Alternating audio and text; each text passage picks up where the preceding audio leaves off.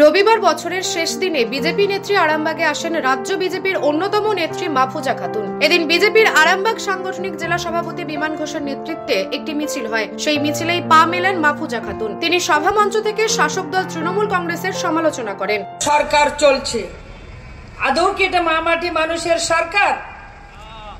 2011 সালে যখন ভোট হয়েছিল বিধানসভার নির্বাচনের আগে, ভোটের প্রচারে বলছে মা মাটি মানুষের সরকার আমরা করব। তো মা মাটি মানুষের সরকার এটা নয়, মা মাটি মানুষ নামে এটা বাংলাদেশের যাত্রাপালা আছে, সেই যাত্রাপালার নামটা ধার করে এনে নাম দিয়েছিল 2011 সালে মা মাটি মানুষ।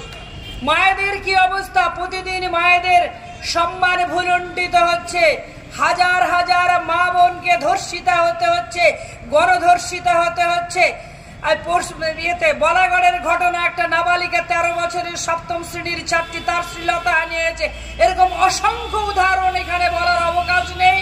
আমাদের প্রত্যেককেই ফিরে যেতে হবে। আপনারা সেই সকালবেলায় এসেছেন, সেজন্য আমি আমার বক্তব্যকে দীর্ঘায়িত করব না। প্রতিদিন মা বোনেদের সম্মানে ভুলুণ্ঠিত হচ্ছে, আর মানুষ মাটি রক্তাক্ত, আর মানুষ হচ্ছে দিশাহারা। তাই মানুষকে দিশা দেখাতে পারে একমাত্র ভারতীয় জনতা পার্টি।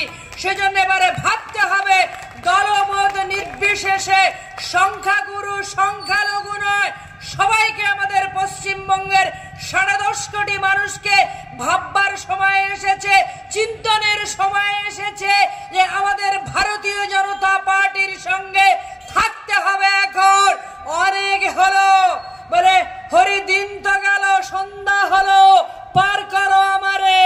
মাননীয় মুখ্যমন্ত্রী এখন কি তবলা বাজিয়ে বেড়াচ্ছেন, নেচে বেড়াচ্ছেন।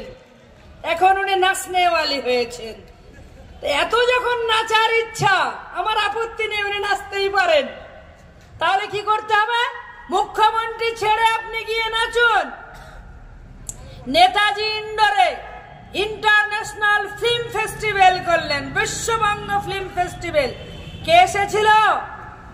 কে এসেছিল বলেন তো? কোন নায়ক এসেছিল? হ্যাঁ, সালমান খান। সল্লু ভাই ওকে বলে আর কি, সল্লু ভাই সালমান খান এসেছিল।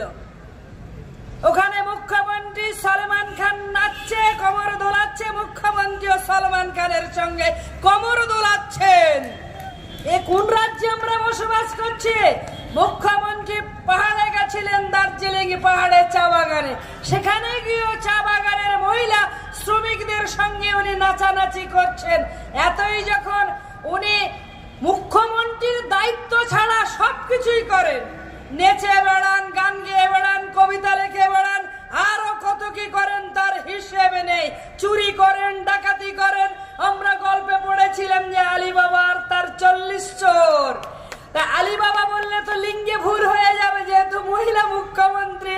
তার জন্য কি ডাকাত রানী আর তার 40 চোর, তার মন্ত্রীরা আজকে জেলখানায় আছে দুর্নীতির দায়ে। সব মন্ত্রী জেলখানায় যাবে, একটা মন্ত্রীও বাঁচবে না, যত দুর্নীতি করেছে। আর এখানকার আরামবাগের সাংসদ থেকে এই আরামবাগ পৌরসভার চেয়ারম্যান ভান্ডারী বাবু, সবগুলোকে যেতে হবে জেলে। একজন নিস্তার পাবে না। যত দুর্নীতি করেছে, চুরি করেছে, ডাকাতি করেছে, সমস্ত রকম চুরি করেছে। কি চুরি করেনি?